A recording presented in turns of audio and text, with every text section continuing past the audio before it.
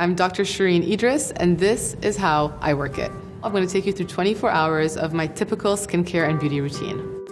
I think like in fashion, you want to go high-end, low-end to get the best look. When it comes to skincare, you don't have to spend $1 million. Good morning. It is now 6 a.m. I get up before the little one wakes up so that I can wash my face. That is a remnant from Saturday night. I just wash my face with room temperature water to wake myself up. No soap. Because I've taken care of my skin the night before. So you don't want to just get rid of all of the natural oils that your skin are producing and it's going to make your skin drier overall. My morning routine is pretty simple. Once I brush my teeth, take off my glasses, put my contacts, I jump in the shower, apply serum, moisturizer, and sunscreen. I'm whispering because my husband is sleeping.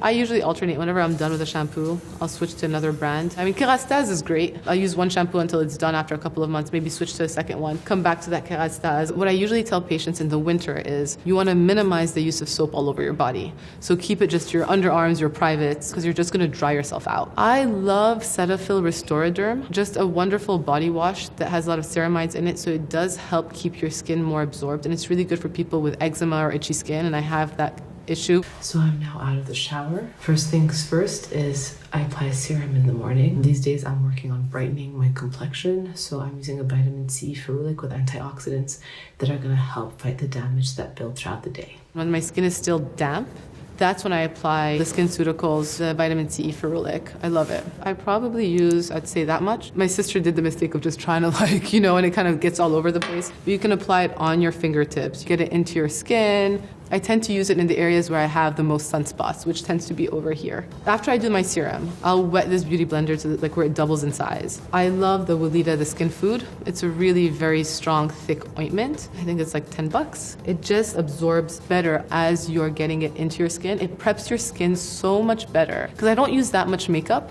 but it gives you a glow from within. I'm giving myself a lymphatic massage to kind of get things moving. While I'm doing my skincare, I use like a thick amount of this stuff all over my lips. It just slowly gets heated up and absorbed into my lips. I'll still apply Vaseline, but this just helps jumpstart my day. And I'll do it at night as well. On a day that I'm feeling really puffy or I had a lot of salt the night before or I'm just not feeling, my best, I'll put a spoon in the fridge or in the freezer for 5 minutes, take it out, it's really cold, and just kind of massage it on my face to help depuff. Also, if I've gone out the night before or I was traveling and I'm feeling extremely puffy, I'll place a tea bag, a wet tea bag, usually highly caffeinated, so I'm using English breakfast tea, in the fridge, and then I apply it to my upper lids for like 10 minutes.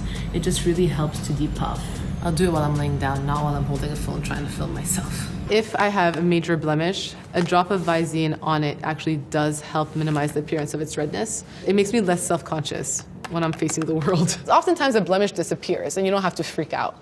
If after 24 hours it's still there, then I'm like, okay, let's take care of this. And the first thing I do is use those COSRX patches. It just helps to suck it out and just kind of calm it down. And usually within 24, 48 hours, they're gone. If they're not gone, then I might apply some either, prescription medication, or if they're really bad after like 5 days, then I'll use an injection, which is a steroid injection to just calm the inflammation down. But that's probably my stepwise routine when it comes to an active pimple. So after I've moisturized, I apply the sunscreen as well, because I never leave the house without sunscreen. That's probably how much I use. Anything extra that I have, I will use on my hands. You always want to protect the hands. It can also get a little bit messy, case in point. So I don't usually apply this with my towel on. We're keeping it PG, and the towel will stay on. As I'm going about my day, I do use a sunscreen powder. Right now I'm using the one by Tarte. It's actually really cool. You just click it and you can just this is all like sunscreen particles, and then you just reapply as you're going about your day. And it gives you that extra protection that you need. It doesn't mess up your makeup at all. And it's actually a great trick in the summer. It kind of helps blot all the excess oil that you get on your skin. And the time I use it the most is on a plane. When you're sitting next to the window, it's really unobstructed sun. People don't think of it, but I reapply probably every hour on a plane. So my makeup routine is pretty simple. I'll use a tinted moisturizer with SPF, because why not? Then I use an under eye corrector. Apply from the inner corner of my eyes out. After that, I would use a MAC liner just to kind of help line the rims of my eyelids. Is this gonna look primitive and makeup artists are gonna cringe, but I don't care. I blend it in and it gives my eyes depth.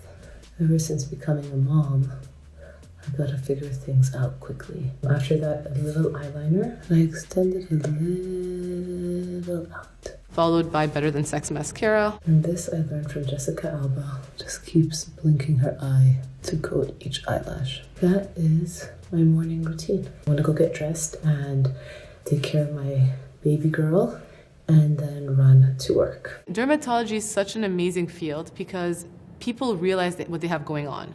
And I don't have to sit down and try to convince them. Whereas like in internal medicine, you have to tell somebody you have diabetes, but they don't feel it, or they have high blood pressure and it could kill them, but they don't believe you because they don't see it. In dermatology, people see it right away. And so they wanna help themselves. Good morning. So we are now in the office and oh, there's my assistant. Oh God, why are you taking me like 8 patients waiting? And I'm actually going into this patient's room right now for a laser treatment. As you can see, we usually have these signs on so that nobody walks in mid-treatment. I have a little bit of rosacea. I get a little bit red in my cheeks. I can flush very easily if I'm nervous or if I'm anxious or if I have spicy food. And so there is a laser called a vascular laser, also known as a pulse dye laser, that I probably do once every 6 weeks. Every once in a while, I'll do a light Fraxel to address some of the sunspots. And then once every 1.5 to 2 years, I'll do a tightening treatment, such as with Thermage or Althera, just to make sure your skin stays tighter longer. 12:30, our favorite time because it's Lunchtime! finally. Did you order? No, I forgot. Did you? I did too. I was expecting you to order. I was gonna eat your lunch, so we'll see what's in the back. This is our lunch. We have donuts. I'm in people's faces all day, and so this is a must. They're amazing. Chew them up, swish them, and then you swallow. It kind of sounds weird, but they're incredible. This is one of my favorite patients. Hi! Hold on. Acne is definitely not something to be ashamed of. Everybody potentially has gone through it in life, but it is a medical condition that ultimately you want to treat. I see a lot here. I think from their cell phones and people wearing makeup and just not cleaning their phones and just constantly, but I do definitely see an uptick in hormonal acne, especially in like women in their mid-30s, where it's just kind of coming up much more aggressively than it used to. If you're really down on yourself because your acne is really terrible today, it doesn't mean it's gonna be that bad down the road. And there are things that can be done to help yourself. Just don't overdo it. And if you've lost hope, then at that point, it's okay to ask for help. Find a board-certified dermatologist near you and find somebody that you actually connect with, because that's the best person who's gonna help you. I think if people don't have good skin, it's the first thing they try to cover up and mask with makeup. It's the first thing that makes them very vulnerable if you do actually see through that cover up. Once those barriers all come down, it's like there's no going back. It just takes on a whole nother level as a doctor-patient relationship. So it's 2:30. I have 3 patients currently numbing at the same time. So I have a rare break, and given that I'm pregnant, I'm exhausted. So I'm gonna run into the aesthetics room and just take a 5-minute nap. Hopefully, no one needs to know. They also have the best comforter, and so it's like when I— Are you napping? What are you doing? We have patients. I obviously want to keep my skin as good as I can for as long as I possibly can for myself, and that's what I advocate to my patients. You're not trying to do it for somebody else, so it just becomes part of your own fabric. So it's 4 o'clock on a Friday. We're finally sitting down, and I think I need to lay down because there's been too much weight on my back all day.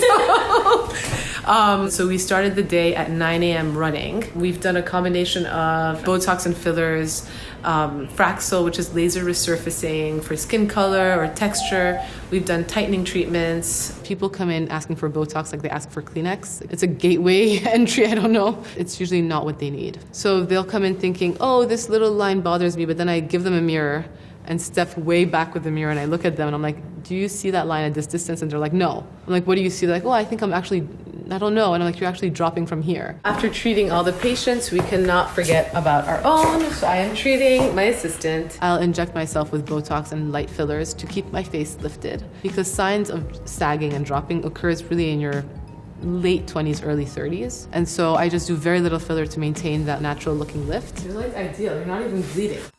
You don't just want to do Botox alone forever. You also want to address volume loss. You also want to address discoloration. You also want to address loss of elasticity. But doing a little bit throughout the years, constantly is the trick. It's 6 p.m. now, and the day is finally over. And I am walking back home from work to see my baby before she goes to sleep. The most important part is your nighttime routine. Just like working out, You don't want to do it when you're too tired. Just get it out of the way once you come home. I've played with my baby, semi-bathed her, and I've put her down for the night, hopefully for the night. And at this point, I jump into my PJs and do my nighttime skincare routine before I can give myself any excuses of getting lazy and not sticking with it or passing out with all the crud on my face. During the night is when you allow your skin to relax, when you allow your skin to absorb the active ingredients, when you allow your skin to basically regenerate. And you're prepping your skin at night for your day. So hair up, because this is some serious business.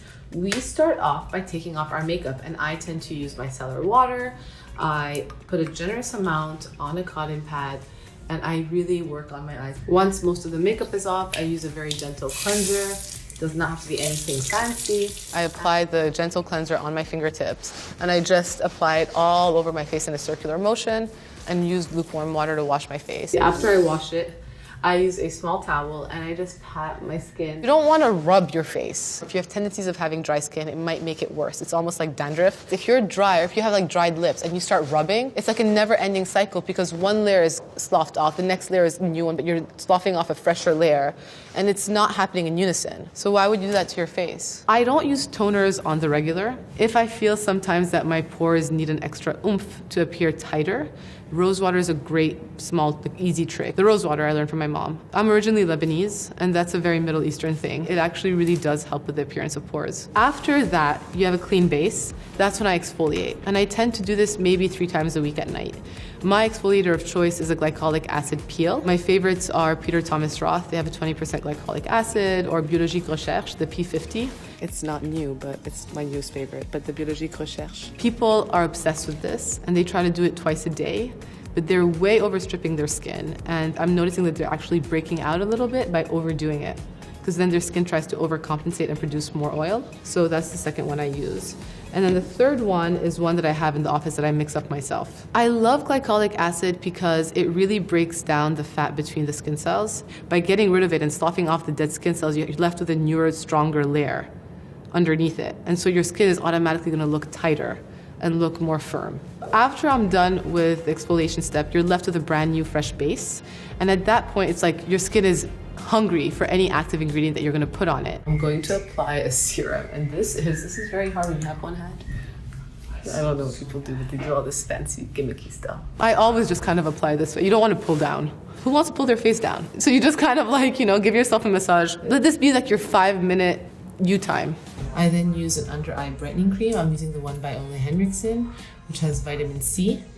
And why do I keep brightening? Because you can never be too bright, both physically or mentally. I top it off with a moisturizer, given that it's winter and it's really dry. If I am really spoiling myself, I love the La Prairie, the Skin Caviar Cream. For me, I find it to be an incredible moisturizer. I wake up feeling so much smoother the next day when I apply it. This sounds like a lot, but it takes me from start to finish, 7 minutes. So when I have a big event, I like to do an egg white mask the morning of or the night before.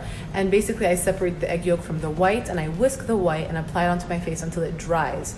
Once it's dry, it feels very, very tight. At that point, I wash it off with lukewarm water and my skin looks pretty flawless. It looks pretty darn good. The yolk of an egg never really goes bad because it's surrounded by the albumin in the egg white. So to do it on your skin over time, it really does help to preserve your skin and to keep it a little bit tighter. Hey guys, it's me, Dr. Shireen Idris, and I don't know why I just waved. So I usually like to do my Instagram pillow talk after my little one's gone to sleep so that there's no background noise. After I do that, I get a ton of questions, so I try to answer some of them. So the main difference between Botox, Xeomin, and Dysport is diffusion capacity and onset. So my days are very hectic and they're very long. And so there is an app called The Calm. Let your shoulders relax. That woman's voice is like my Ambien without any side effects. Put her on and within 30 seconds I'm passed out, drooling. It's a long day. It's a long day, but it's a good day. The biggest advice I have is it's never a one-time treatment. There is no miracle treatment out there. You're not like a lost cause. There's always hope and it will get better over time, but be ready to invest the time to make it better. So that was my nightly skincare routine. I am now finally in bed. Hope you guys enjoyed. I'll either catch you guys on Instagram or at my office. Take care. Are you still with the Lord? She's, oh my God.